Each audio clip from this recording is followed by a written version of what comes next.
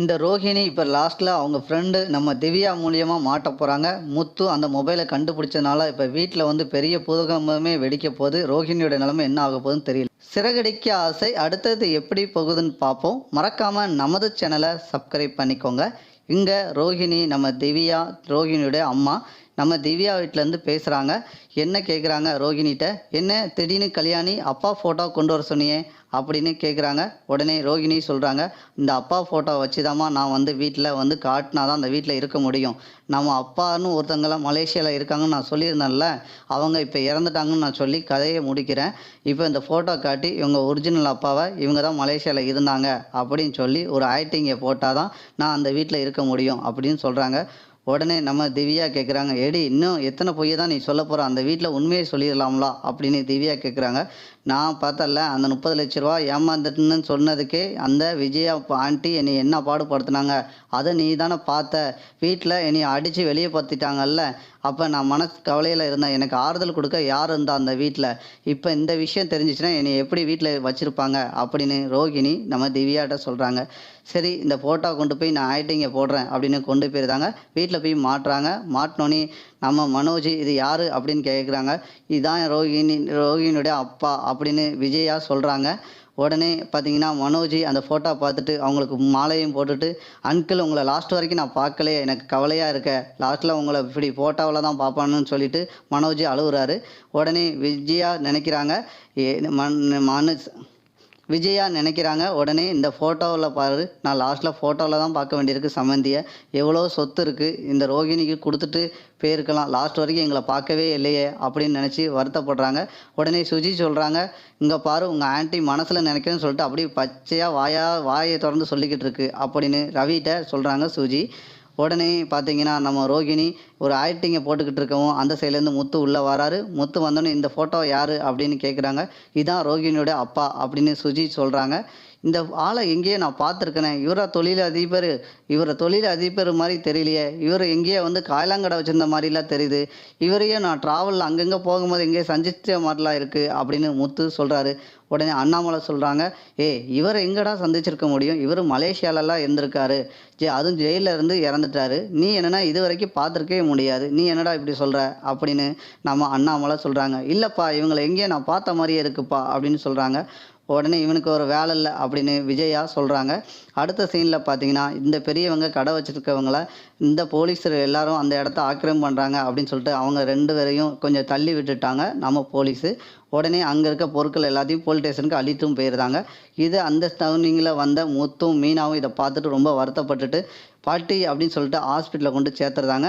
ஹாஸ்பிட்டலில் சேர்த்தோன்னே அந்த பாட்டிக்கு வந்து தலையில் கனத்த காயம் பட்டுருது, அதில் ரத்தமும் போயிடுது. உடனே P+ நீங்கள் ரத்தம் கொண்டு வந்து கொடுங்க அப்படின்னு டாக்டர் சொல்கிறாங்க. உடனே முத்தும் அதை அரேஞ்ச்மெண்ட் பண்ணியிருந்தாரு. உடனே வீட்டுக்கு முத்தும் மீனாவும் வந்துடுறாங்க. சீதா நீ பார்த்துக்கோ பாட்டியை அப்படின்னு சொல்லி முடிக்கிறாங்க ஹாஸ்பிட்டலேருந்து. உடனே வீட்டுக்கு நம்ம முத்தும் மீனாவும் வந்துடுறாங்க. வந்துட்டு வருத்தப்பட்டு இந்த பாட்டியும் தாத்தாவையும் எப்படியாவது நம்ம முதியோர் இல்லத்தில் சேர்த்துற வேண்டியதான் மீனா அப்படின்னு சொல்லிக்கிட்டு இருக்காங்க. உடனே அண்ணாமலை சொல்கிறாரு, யாரையா சேர்க்க போகிறீங்க அப்படின்னு கேட்குறாங்க. இல்லைப்பா இந்த பெரியவங்க 2 பேரும் நாங்கள் சொன்னோம்ல, அவங்க வந்து ரொம்ப இப்போ கஷ்டப்பட்டுட்டு இருக்காங்க, ஹாஸ்பிட்டலில் சேர்த்துருக்கோம், அவங்களுக்கு தான் P+ வந்து ரத்தத்தை அரேஞ்ச்மெண்ட் பண்ணி கொடுக்கணும் அப்படின்னு பேசிகிட்டு இருக்காங்க. திடீர்னு பார்த்தீங்கன்னா உள்ள போலீஸ் வராங்க. வந்தோடனே இங்கே யார் முத்து அப்படின்னு கேட்குறாங்க. உடனே பார்த்தீங்கன்னா என் பையன்தான் முத்து அப்படின்னு அண்ணாமலை சொல்கிறாங்க. உடனே போலீஸ் அடித்தா விடுவோமா, அதான் நாங்கள் அரெஸ்ட் பண்ண வந்திருக்கோம் அப்படின்னு போலீஸு சொல்கிறாங்க. என் பையன் அப்படிலாம் செய்ய மாட்டானே அண்ணாமலை சொல்கிறாங்க. அதெல்லாம் வந்து போலீஸ் ஸ்டேஷனில் நீங்கள் எதனாலும் பேசிக்கோங்க அப்படின்னு சொல்லிட்டு நம்ம முத்தையும் போலீஸ் ஸ்டேஷன் கூப்பிட்டு போகிறாங்க. பின்னாடியே நம்ம மீனாவும் கிளம்பி போகிறாங்க. உடனே நம்ம விஜயா கேட்குறாங்க, என்ன நீ சமைக்காமல் எங்கே வெளியே போகிற அப்படின்னு கேட்குறாங்க. நீங்கள் சமைச்சு நீங்களே சாப்பிடுங்க, நான் வந்து என் புருஷன் தான் எனக்கு முக்கியம் அப்படின்னு கிளம்பி போயிருந்தாங்க. அங்கே ஸ்டேஷனில் பார்த்தீங்கன்னா மீனாவும் முத்தும் உட்காந்துருக்காங்க. அந்த சைட்லேருந்து உள்ளே வராங்க மனோஜையும் உடனே நம்ம மனோஜிட்ட கேட்குறாங்க, அப்படி நீ என்ன தான் சொன்ன அப்படின்னு சொல்கிறாங்க. சரி நீ காதை கூட நான் உன்ட்ட சொல்கிறேன்னு சொல்கிறாங்க. உடனே ரோஹிணியும் திட்டுறாங்க, கொஞ்சமாக உனக்கு அறிவு இருக்கா அப்படின்னு, உன்னைய போய் கூப்பிட்டு வந்தான் பாரு அப்படின்னு சொல்லிட்டு நம்ம ரோஹிணியும் மனோஜும் கிளம்பியிருந்தாங்க.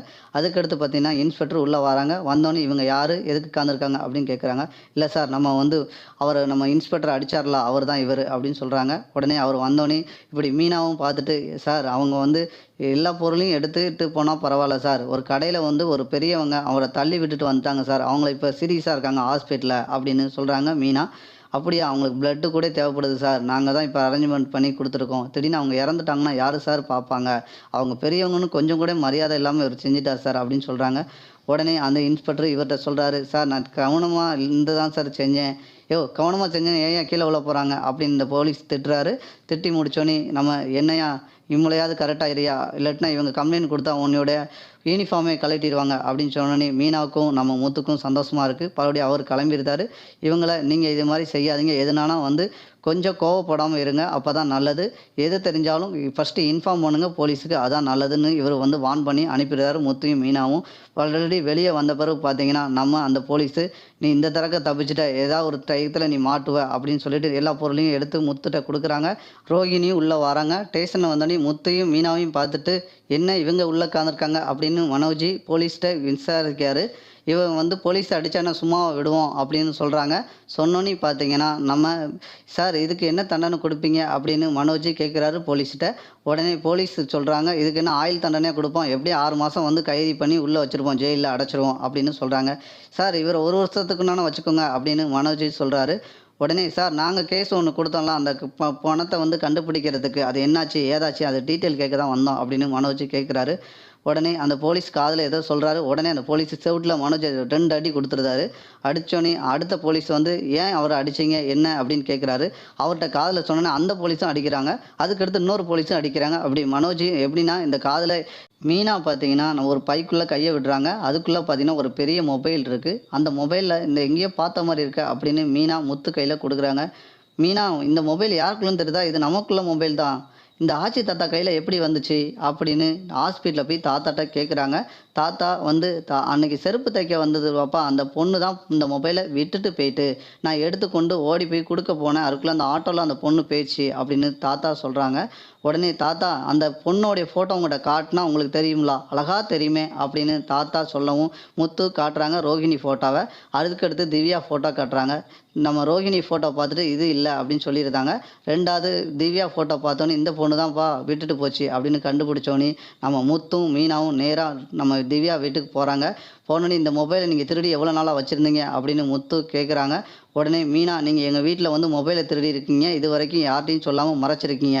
அப்படின்னு சொல்லவும், உடனே இது நான் திருடிட்டல. ரோகிணி தான் என்ட்ட குடுத்துருந்தா. நான் அதுக்கு வந்து பத்திரமா வச்சிருக்கணும்னு நெனச்சு அன்னைக்கு மிஸ் பண்ணிட்டேன்.